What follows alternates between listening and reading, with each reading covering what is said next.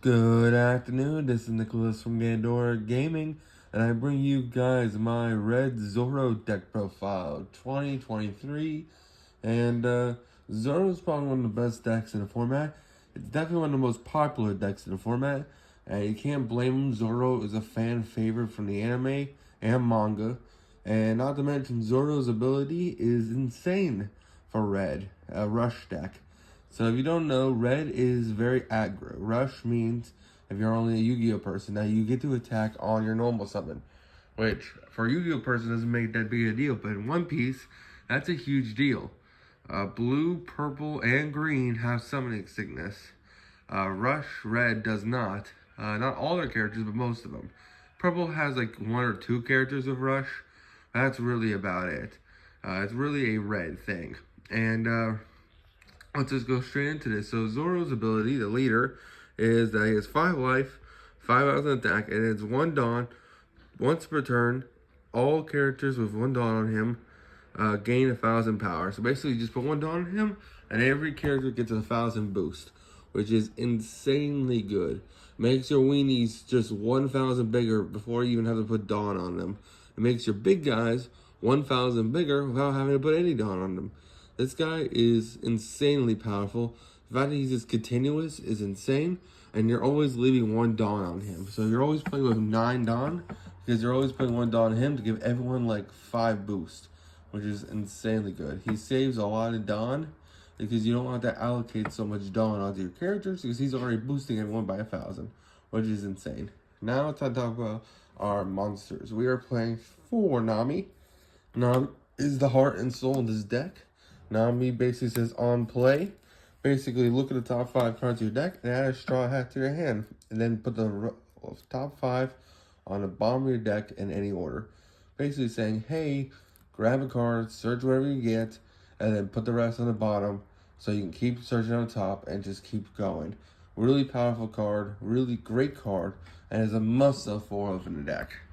We're also playing 2 of the little Nami, so this Nami is also really good. You usually play this one more in Luffy decks, but this card is still fantastic. So basically, once per turn, you can give 1 Rested Dawn to a character or leader, which is really insane. So it pays for itself on summon, which is also great. But basically allows you to use Rested Dawn onto your characters, allowing you to be even more efficient with your Dawn, meaning you don't have to dedicate so much to putting Dawn on your characters, unlike blue and green has to do, or purple. So that's really, really solid, and overall a great card. And for our last, not our last level 1, but one of our other level 1s, is Tony Chopper. We're playing them as a 3 of. Usually you've seen some lists of 4, some at 2, some at 3. I chose 3 because you want to see him a lot, but not too much. He's just a 1k blocker. Really, really great card in general, and overall, a fantastic blocker. He doesn't have a counter, so that's why I played him as a 3 of. Really great card in general, though. Alright, so now it's time to go over our Otama. Now, Otama is another fantastic card, and she is a 4 of in the deck.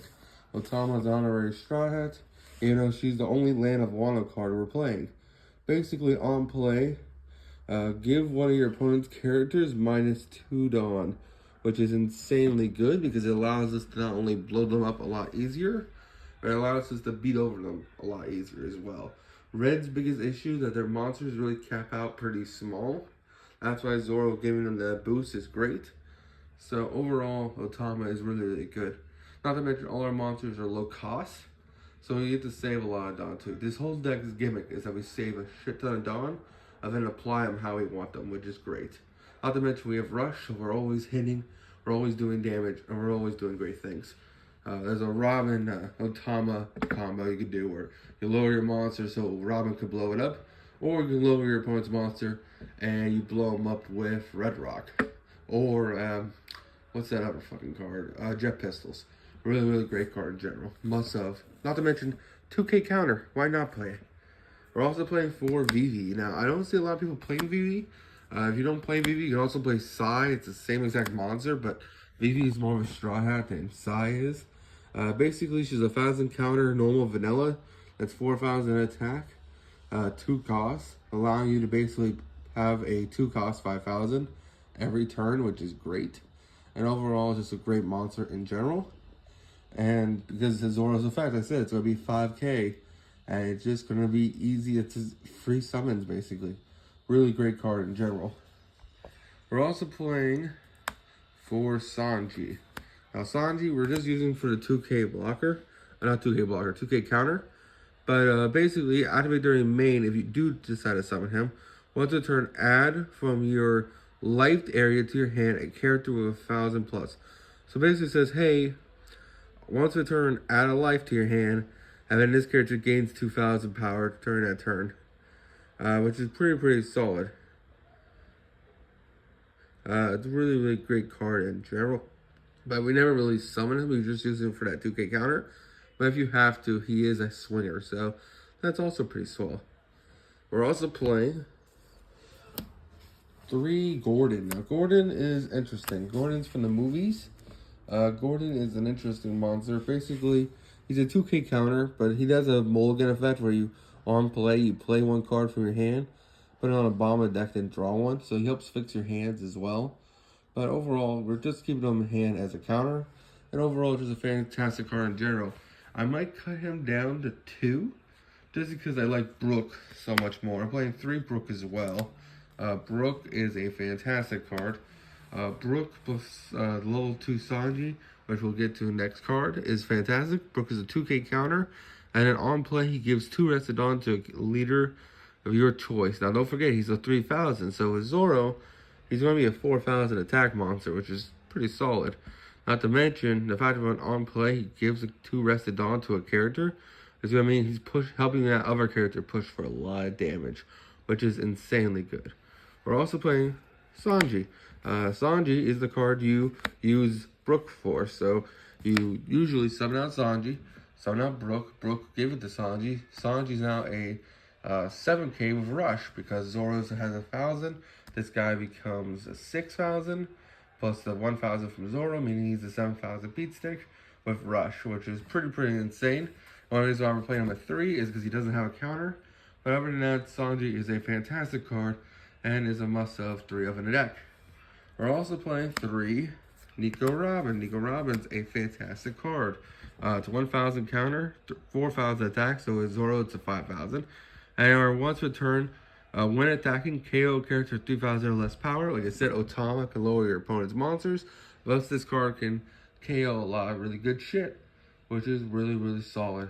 Not to mention, it helps you get rid of little blockers, because when it attacks, it blows it up before they can block, which is pretty insane, and overall, a fantastic 3 of in a deck. Now it's on top of our main man himself, Zorro, our main line of pushing. Zorro is a fantastic boss monster. Basically, he has no counter, but he basically gains Rush, and he's a 5,000 3 cost. That's an insanely great card, and overall, it's a powerful monster in general.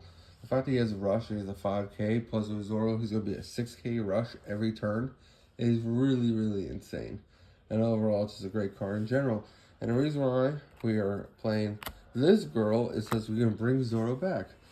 Utas basically are 5 and 6 copies of Zorro, as long as Zorro's in rotation. Because they can kill the Zorro. As long as we have Uta, we can Uta back to Zorro, summon out the Zorro, and go again. Which is pretty solid. And overall, a great card.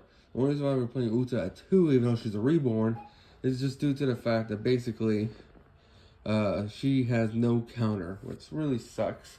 But she is a 5k 4 cost, so that ain't bad. Well, I know she says 4k 5 cost, but basically what I mean by that is that with Zorro, she's going to become 5,000, which is really solid. And then finally, for our main man himself, Monkey D. Luffy, this guy is our 4. He is our closer. You really end the game with him.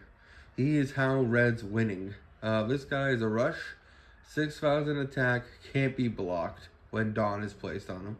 Really insane card. This thing's usually attacking for like 8,000 because of Zorro plus putting Dawn on him.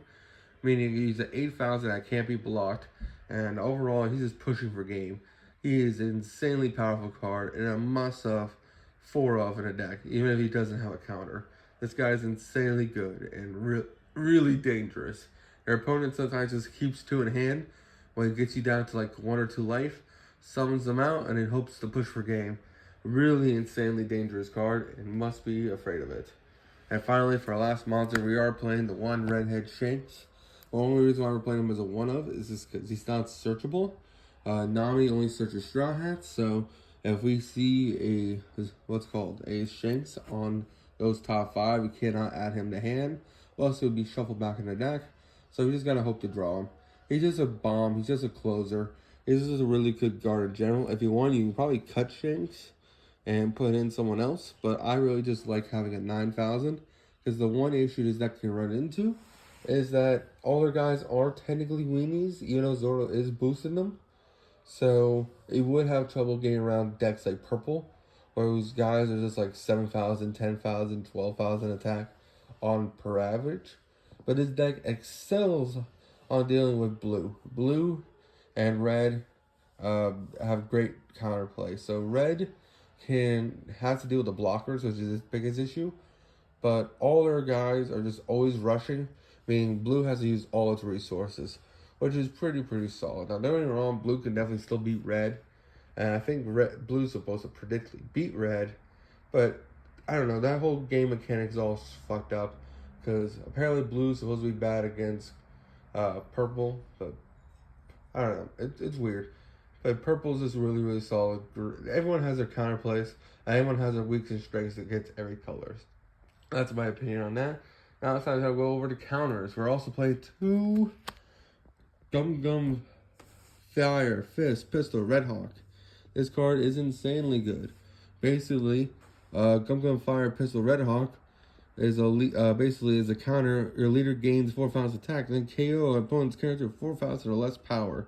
This card is insane.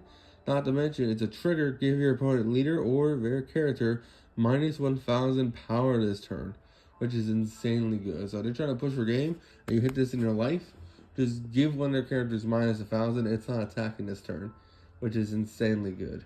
Really great card in general, not to mention OTKs, which is also a fantastic card. And then finally, Gum Pistol. This card is aggro use. This card is defensive use. This card triggers. This card is stupid in all the right ways, and is a must-have for the deck. Just on main phase, KO an opponent's character with 6,000 or less power, and then you can also trigger this card during if it's in your life, which is insanely good. Great card in general, and is a must-have for the deck. And that is it. I hope you guys enjoy my Zorro deck profile. Really appreciate it. If you like and comment, subscribe. See you on the next one.